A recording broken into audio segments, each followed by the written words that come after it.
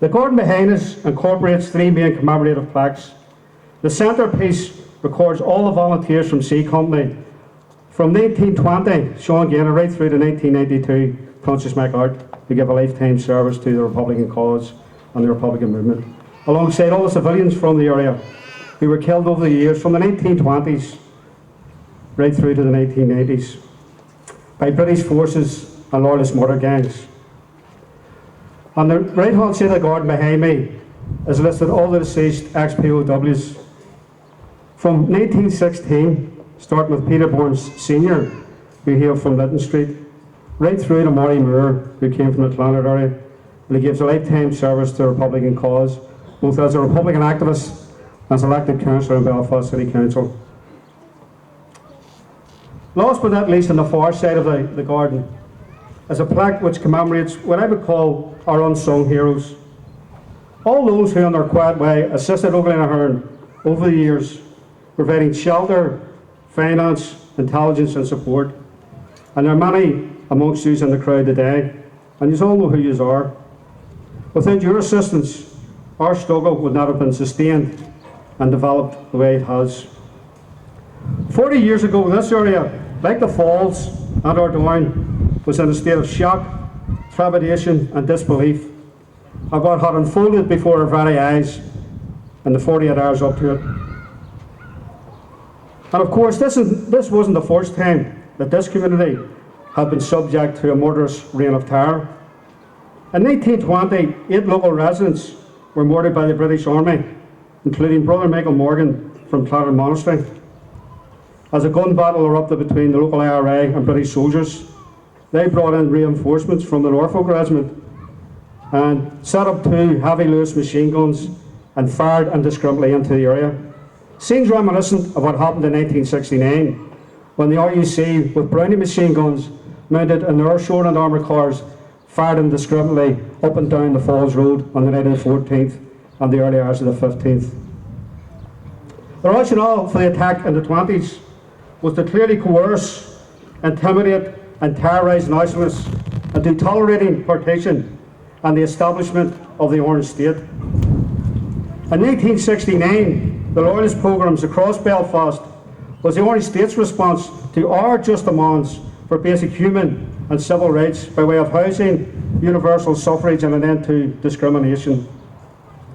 And if we look at the response of the state, the Unionist Party was in disarray. O'Neill promised mild reforms, but Craig said under those circumstances. We watched the RUC in action in Duke Street on October 1968, surrounding the protesters and effectively bottoming of the street. In January of 1969, at Burntalent, the RUC facilitated a loyalist mob to target and brutalise protesters on the long march from Belfast to Derry. And Unionist extremists also got in the act in April of that year. At Kilmore, at the Silent Valley and in Castlereagh, they bombed electricity and water substations in an effort to create a pretext that the IRA were active and in a bid to strengthen the hand of the hardliners. I'm sure everyone can remember who were here at that time and have their own particular memories of the 14th night. I remember as a teenager, like Albert, although Albert was older, may I have to say, standing in the grounds of Clonard Monastery in total disbelief, watching the houses in Cooper Street and Conway Street burning. Just couldn't comprehend or believe it. That day, word it came to Clonard Monastery that an attack was to be mounted on the church, and local residents gathered along with members of the men's confraternity in a bid to protect it. I done an article for Public and I said at the time it was an age of innocent and naivety, and by God it was, because we hadn't a clue. We were standing there with our arms at both lengths, thinking that we were going to attack the monastery in the area, not knowing what lay in front of us, or what lay in front of the nationalist people right across the Falls and our Down that particular night. Farmer McLaughlin came down to us later on that night, advised us that he thought Clonard wasn't going to hit that night, that the attack was on the Falls, and that we should disperse and go to our homes. We had a small barricade across the road, and he advised us to take that barricade down, and told us all we'll ring the monastery bells if there's an attack launched upon the area.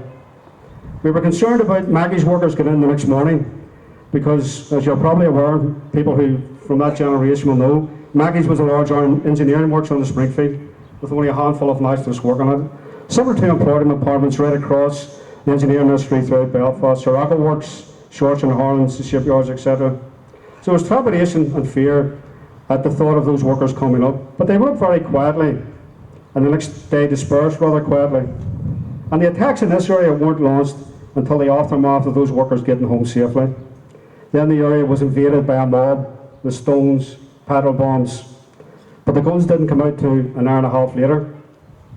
And that's when we lost Fiann George Macaulay, who bravely defended the Clonard area to the best of his ability. Other members of our community were also shot that day. Daniel's grandfather, Alec Robinson, a well-known personality in Carrick area, and many of us would probably recall the interview done on a documentary afterwards. And we'll not call that, Daniel, because that was some interview, I have to say. When the Brits did intervene around 5 o'clock, they came onto the Falls Road.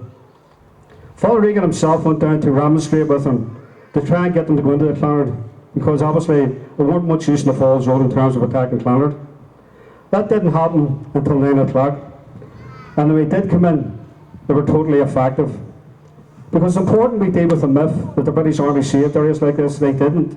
They were totally ineffective. As a friend of mine said, they were as effective as an ice tray on a motorbike, because their commanders had given them the order not to open fire, and the loyalists soon realised that was the situation, and they continued to burn the houses on Bombay Street after the intervention of the British Army. And that was the same situation on the 14th night before the Brits intervened, where the RUC and their short and armoured cars and the B Specials led them down Percy Street and Dover Street, Conway Street, Norfolk Street and Cooper Street, and on our down Hooker Street, Herbert Street, etc. And that was the scenario which our communities had to face right across Belfast. And at the time, and now, there are those in the unionist community who would say the pogroms never happened. If anyone read the newsletter yesterday, it was about the Shankill, not a word about the Falls. One would think reading it that nothing happened on the Falls Road that night. So it's important that we deal with these statistics, and these statistics came from a body which was set up by the British government itself, the Scarman Tribunal. 8 people were killed over 2 days, the 14th and 15th, 6 of whom were nationalists. 750 people were injured, 133 were treated for gunshot wounds.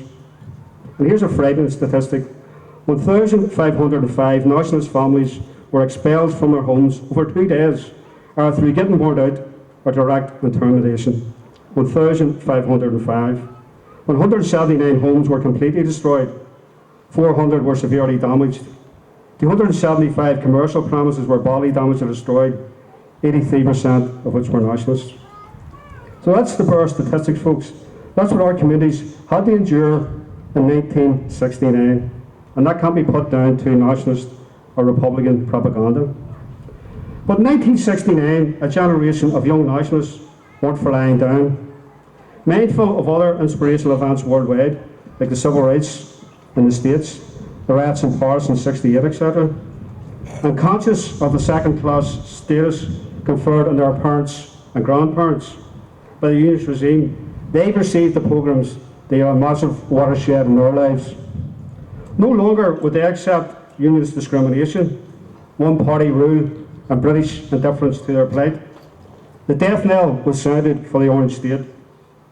When that generation looked around for leadership, direction and inspiration, local Republicans provided it.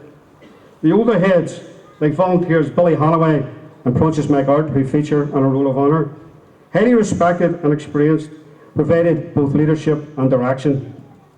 The bravery of Fiann George Macaulay, who fought with his bare hands against the unionist mob, was our source of inspiration.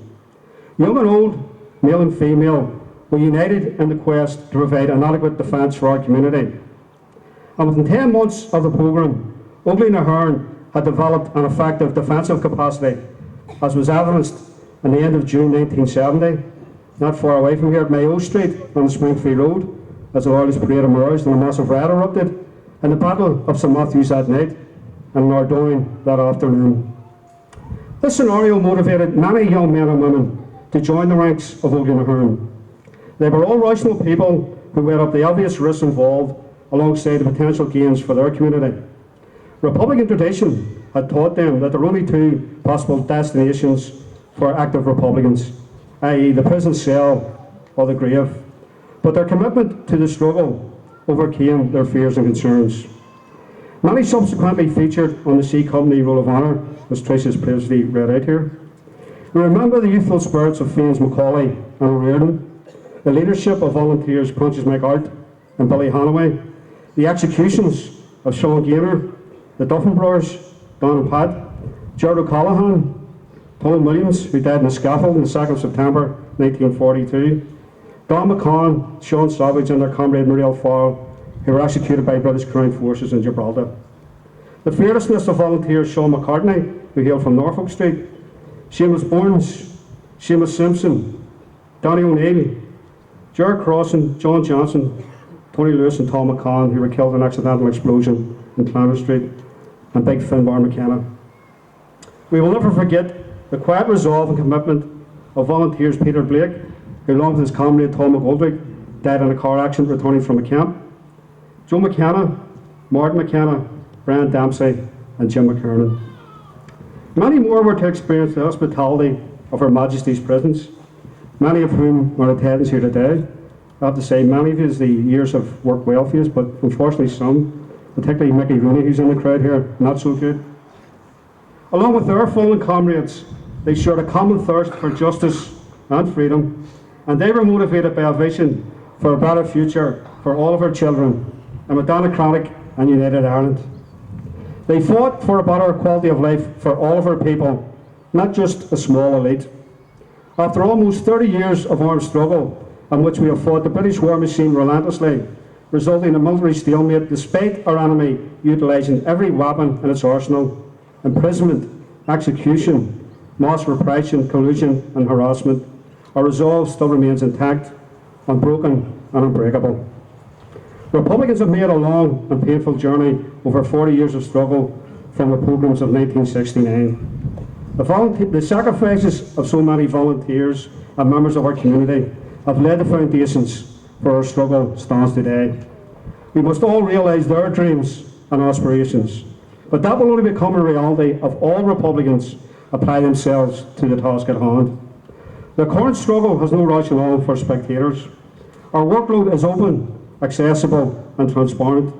There's clearly a role for everyone and anyone who buys into the vision for a new united Ireland. Let us all attempt to match their resolve by making our contribution count. As our struggle enters its latest phase, let us collectively reflect on what we have achieved and the suffering we have endured to deliver it. Let us all rise together to meet the challenges ahead as we build political strength nationally, the mechanism to deliver our political objectives. Our consciousness, our commitment, our cohesion have been forged over 40 years of struggle. Together we will continue to frustrate any attempt to undermine our struggle as we progress towards establishing the Republican vision and building the Republican alternative. The Republican alternative that so many of people have suffered and died for. Very good, Gormagov.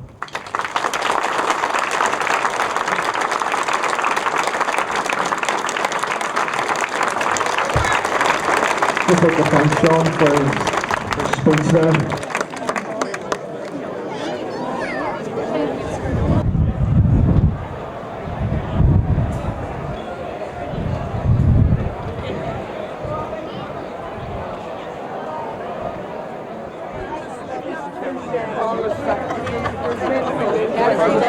Burn it up.